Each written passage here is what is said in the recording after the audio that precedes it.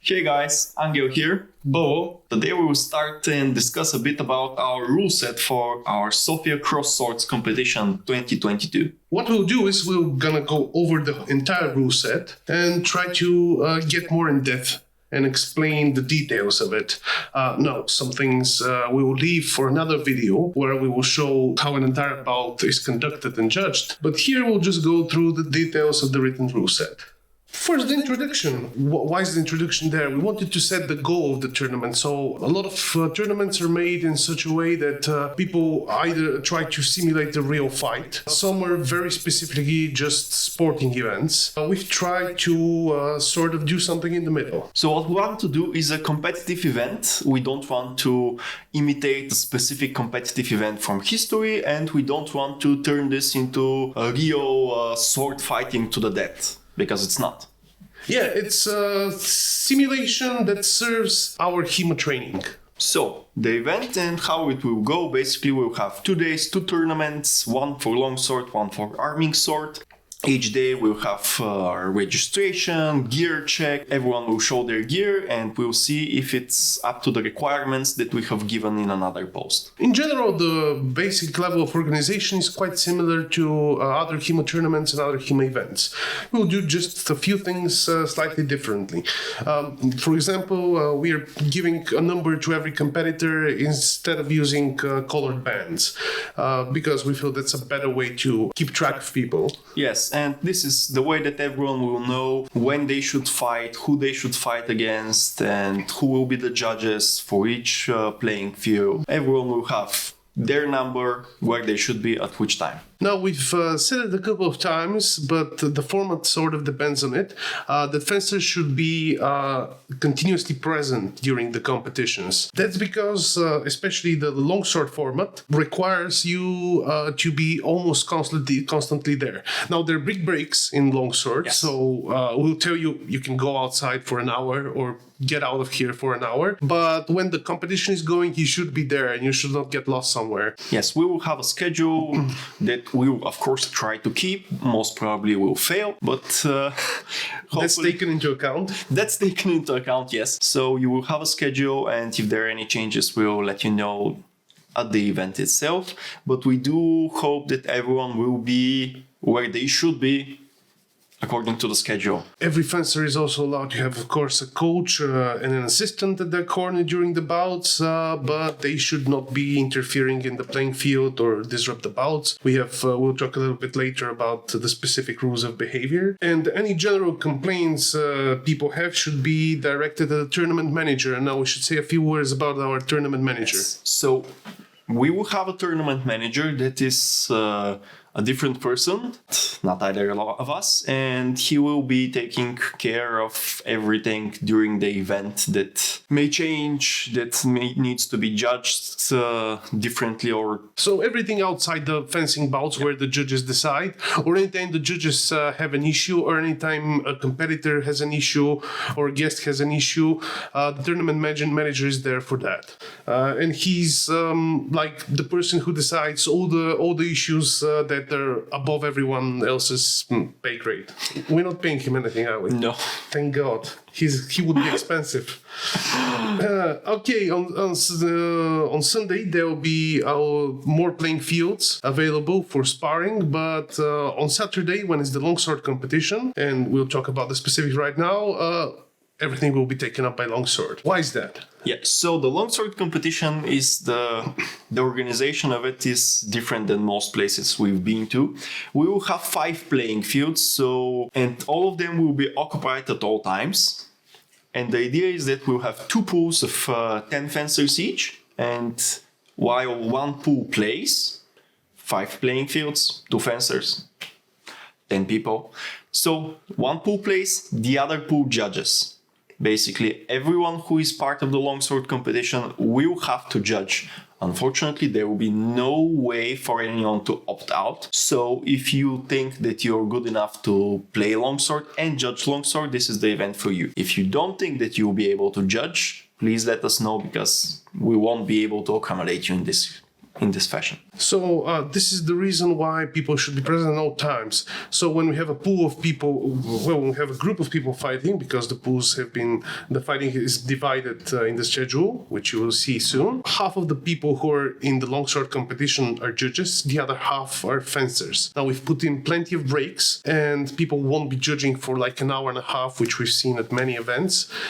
Judging times will be short and with big breaks in between, but everyone will be judging. Yes, so we'll have several sets on rotation basically. Everyone will play, so 10 people will play 3 matches, one after the other, with short breaks, and they will be judged by the other pool. Then there will be a longer break, like half an hour break. In this time, everyone will change clothing, gear up, get ready, have some rest, and then the other pool plays and the first pool judges. And this will repeat itself several times until everyone plays their 9 matches in the groups. Now, when we finish with the pools, it's going to get a little bit simpler.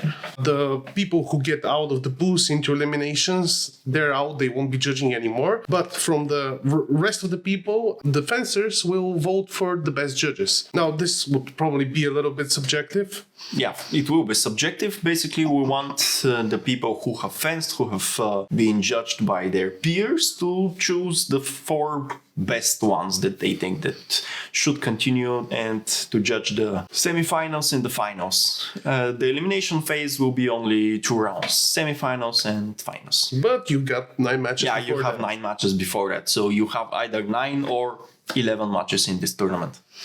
Now, the next one is more typical, the arming sword competition. So we decided to have an arming sword competition, and because our longsword competition is weird, and arming sword is weird in HEMA for some reason, we're making the arming sword competition quite regular. Yeah, basically we'll have regular pools of 5 people each, and 4 pools, 5 people each, and they'll play each against each other in the pools, and we'll have 2 people coming out of each pool for elimination phase, best of 8, semifinals and finals. And the judges will be separate people. Yeah. There won't be people who partake in the tournament. We'll be the judges. Yeah, the 2 of us will be judges in the arming sword tournament. Yeah, we'll judge the tournament, and we'll have some other people that are very experienced with single-handed swords to judge this tournament. We'll have 2 playing fields there. We will provide the swords for all the arming swords fights, so you won't be able to use your own swords, but we have chosen a pretty good model. Yeah, the Sigi Junior, which we shown you in the previous video and just haven't prepared it close to the camera now. Now, how do we decide who gets out of the pools? We have 3 basic conditions, and if they all round up the same, we have some extra ones, but the basic ones are number of wins, more is better, points scored, minus points against. So if you hit more but you get hit a lot, it's not really that good. But if you hit more and don't get hit... And numbers of exchanges where both fences were hit. Basically, if you have less exchanges where the exchange ended up in a double or after blow, in common HEMA parlance, the better. Yeah. Now, the fencing bout procedure. This is actually a very typical one. People arrive, it's a narrower than typical, it's not a big ring, because we want to fit a lot of them in a close space, but it's big enough. It's 8 meters by 4 meters, which we've seen in other tournaments work quite well. It may sound like it's too narrow, it's not, believe me. Yeah. So basically people will go to the fencing ring. They'll be checked again from the judges to see if they haven't forgot to put on any of the gear that they have previously shown. And then they go to the end of the rings, go to the short side of the ring, of the playing field, and ready, fence. Now, there's a slight atypical thing, our end of exchange conditions. Basically, when some of these conditions happen, the exchange ends, and some type of scoring may be or may not be awarded. Yeah, basically what we wanted here is to have very clear boundary... What we wanted here is to have very clear conditions when an exchange ends, and to know that nothing afterwards would be scored and nothing should happen afterwards, though we do know that sometimes people can continue even if after something happens, because no one can really stop at the stop. Naturally, we can't. So we can ask you to. So we'll go into more details about the end of exchange conditions. In the training call a little bit later. So we'll go in a little bit more detail about the end of exchange conditions when we can show you that in full gear and show you first of all what quality hit means, what exactly happens in about with swords and everything. Yeah. So we'll just go through this part right now, and longsword specifics we'll again cover these things in detail later, but I think it should be better to just explain the options for uncertain calls. Okay, so there are several specifics again. So longsword specific, we have 2 judges and 2 fencers. After the exchange happens, the judges must decide what is the score. They can gather in the center if they want to. If not, if it's very clear, they can call the score direct. But they must agree on the score. It's not a referee inside judges, they're working in this together. If they are uncertain what the score should be, they can gather in the center with the fencers. Same can happen if a fencer protests a call that has already been called. They can gather in the center, all of them, the 2 judges and the 2 fencers, and everyone presents their point of view of what happened. After that, the fencers go back and the judges call the score as they should see it. If there's not certain what happened, even after consulting with the fencers, they should call it a no score. We don't want people scoring something.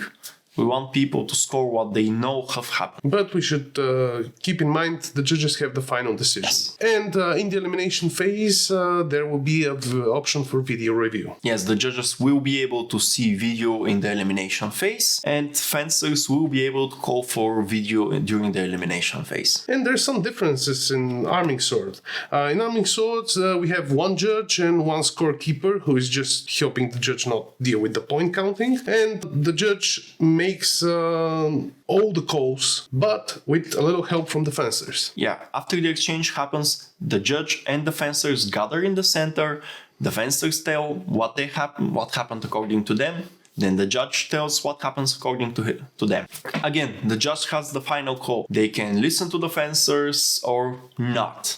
They decide what will be the score, but they will receive this feedback before that. Okay, number of points, because we've covered it here. Matches in the pools are up to 5 points or 7 minutes. Matches in eliminations are 7 points or 15 minutes. That might sound like not a lot, but keep in mind that simultaneous or near simultaneous hits all score 0. So anytime both people are hit simultaneously or near simultaneously, they score 0, and it won't be easy to reach 5-5 or 7-7 that quickly. Yes, and each hit can grant a maximum of 1 point. So this means at least 5 clear exchanges for a win.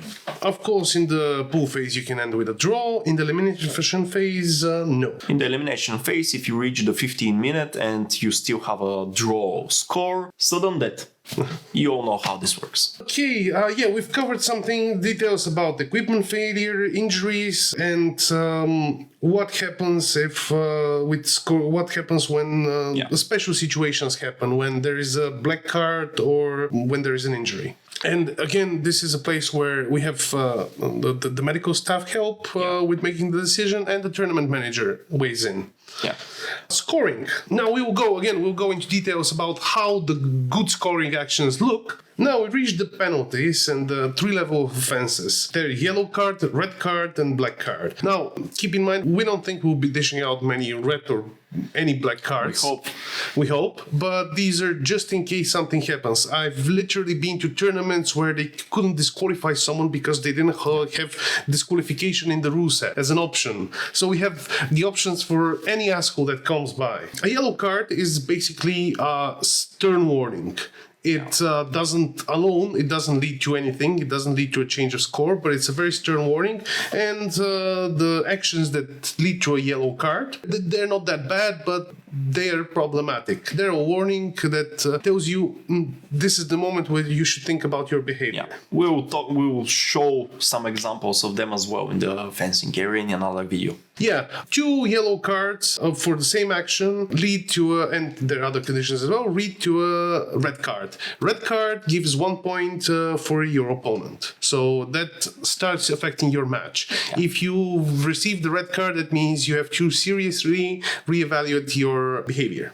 And finally, it's the black card. The black card has to be confirmed by the tournament manager, so judges cannot just give it like this. Yeah. Although they can give it without giving any other cards before that. If someone acts in a manner that is completely inappropriate, they can give it out immediately. The tournament manager has to confirm it, but they don't need to go through the whole process of cards. And the black cards is a loss of match, but also it puts you on a very, very specific position. Your next match, you're also risking very quick disqualification, because any card more than yellow, so basically if you receive a red card after a black card, means a second black card and disqualification from the tournament. Yeah, basically if you receive a black card, then you have to be the epitome of sportsmanship from that moment onwards. Yes, and a judge may and should use verbal warnings before giving out cards, even yellow cards, but he should give them when someone is on the edge of breaking the rules. Just before that, just warn people. We want judges to be relatively liberal with yellow cards. Video review, yeah, we mentioned video review. When video review will be available at the elimination phase,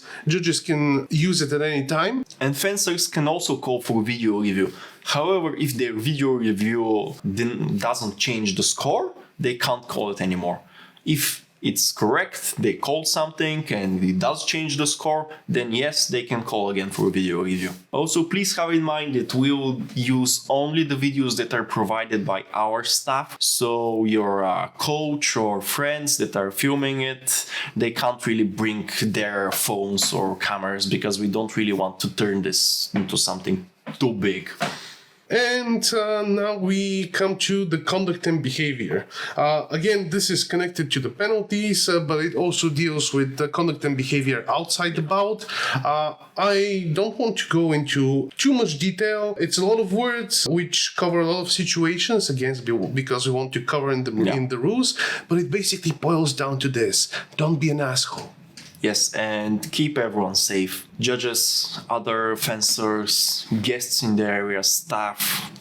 Try to keep everyone safe. Try to keep your gear where you know it is. Try to keep it in proper shape and not like a mess. And yeah, don't be an ass.